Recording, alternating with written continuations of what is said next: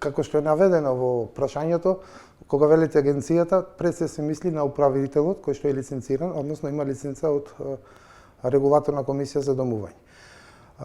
И управителот, а и мнозинството станари самоиницијативно не можат да ја зголемуваат цената за хигиена или за било што значи мора да постои меѓусебна согласност. Управителот не може да ја зголеми цената, за да речем како што е наведено во прашањето за хигиена, без претходна добиена согласност од мнозинството станари. Што значи мора да се и управителот и мнозинството станари да се придржуваат на се она што е наведено во договорот за управувачки услуги, што го исклучува значи мнозинството станари и управителот.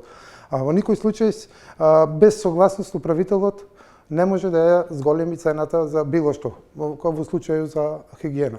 Што значи не може да ја зголемува цената без претходна согласност од мнозинството станари надвор од договорот, од тоа што е наведено во договорот за управувачки услуги.